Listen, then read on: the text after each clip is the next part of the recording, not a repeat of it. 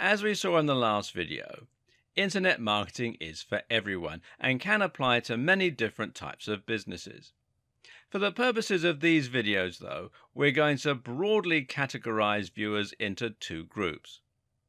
Those with an existing business they want to promote, and those wanting to set up an online business or make money directly through internet marketing. And for now, we're going to concentrate on the second group. If you already have a business, this is still worth watching, but if you're in a rush to get to the good stuff, fast forward to the section on website creation. If your plan is to build an entirely online business and to make money either directly from a blog or perhaps by selling digital products, then the first thing you need to do is to choose a niche, or niche as some people pronounce it.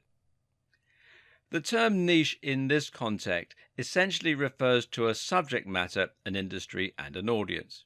In other words, a niche can be health or it can be knitting. This is what your blog is going to be about, it's what the products you sell should be about, and it will determine precisely who your business is marketed at. Choosing your niche is one of the most important steps in creating a successful online business. And the reason for this is that it will directly impact the amount of competition as well as the size of your audience.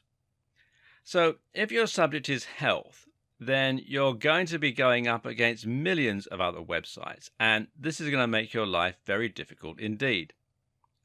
When you write a blog post on how to get abs, it's going to be incredibly difficult to get that to the top of Google, seeing as there are so many other blog posts on getting abs. Likewise, if you post in a fitness forum and mention your ebook, it's not going to stand out or be interesting because there are so many others. Conversely, though, you also need to avoid choosing a niche that is too narrow. If the niche you chose is earwigs as pets, then it will only be a matter of time before you've marketed to the majority of that audience and there's no one left to buy from you.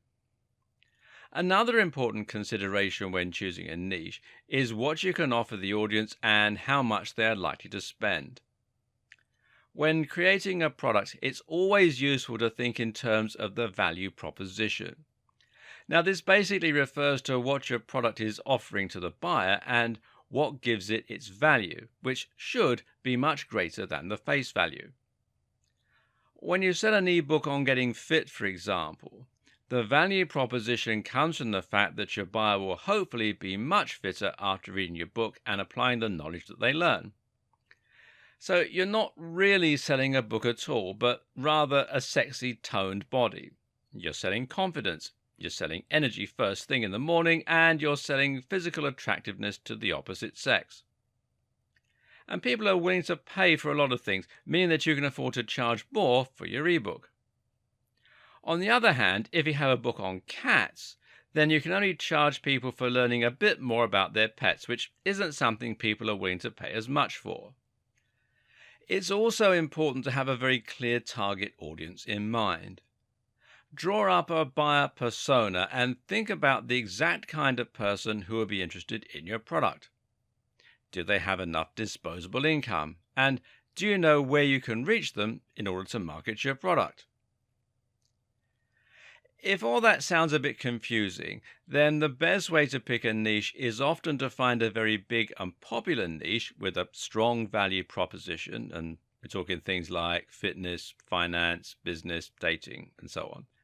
And then to narrow down to find a specific section within that niche. So, for example, you might have fitness for the over 50s, fitness for nerds, and as a sidebar, nerdfitness.com is a highly popular website.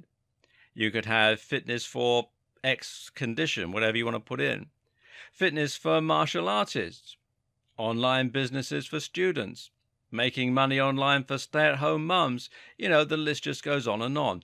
And try and think of something that is as original as possible, while at the same time making sure that there's a big audience there and that you can solve a specific need. At the same time, though, try and choose a niche that you genuinely have an interest in and some knowledge about. And this will help you to write better blog posts, and it will ensure that you don't get bored of your business over time. And this is actually one of the most important tips. So don't be motivated by money alone, or you're likely to find your business lacks staying power. Finally, think about any connections you might already have and any contacts. If you happen to know the editor of Gardening magazine, then creating a business in the gardening niche just makes sense. Likewise, if you're a prominent member of a big forum dealing with health, then this is a very logical niche to choose, as you'll be able to post about your blog there and hopefully get a big reaction. In short, try to have an entire business plan ready before you even begin writing. Know your strategy, know your end game, and let your niche dictate all that.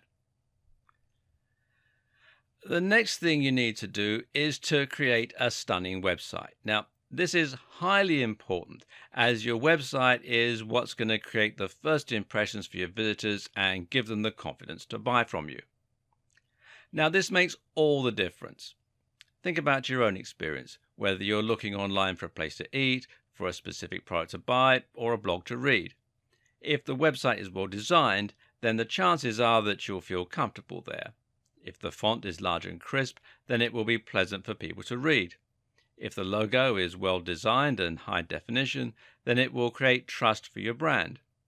If the navigation is simple and fluid, then visitors will be able to find their way around the site. And if the Buy Now button looks official and secure, then people will be much more comfortable entering their payment details. How many times have you loaded up a website to get some information or to order food, only to be immediately put off by the dated design and leave? Now, don't let this be the experience that your visitors have of your website.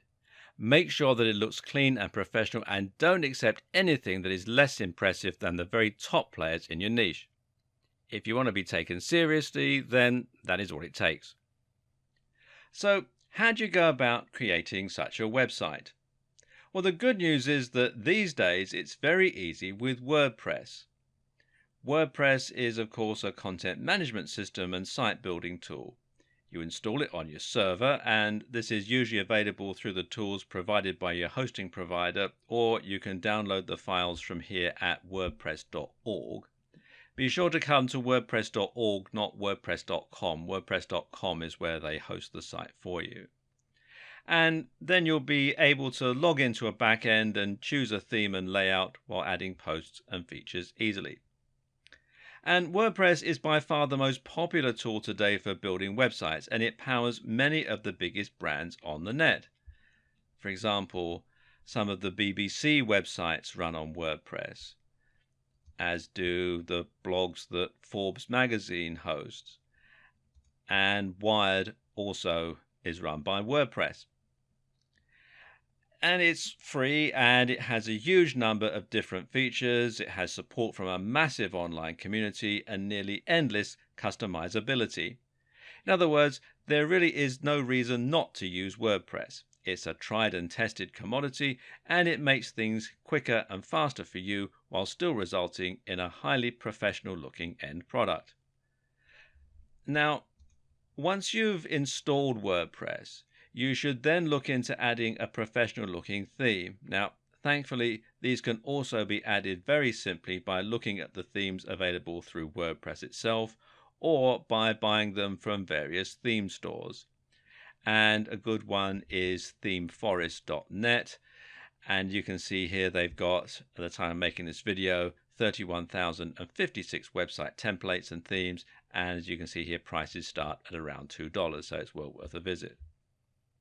A professional looking theme with good customization options will generally set you back about $40, and this is a very worthwhile investment, as it can make your site considerably more professional looking, help it to stay responsive so that it fits the size of the display that it's being viewed on, and generally ensure that it's polished and able to compete with those top players. You also need a great logo, which will help you to brand your business and will give you more marketing options. A good logo needs to be unique. It needs to encapsulate what your business is all about, try to communicate the value proposition if you can, and it needs to be crisp and high definition to look professional. If you create your logo yourself, then it's very important that you use vector files via software like Adobe Illustrator in order to make it look the part. Better yet, outsource this job to someone else. Consider using 99 Designs, which is 99designs.com, or if you're in the UK like me, it'll redirect you to 99designs.co.uk, or perhaps Fiverr, which is Fiverr with 2 R's.com.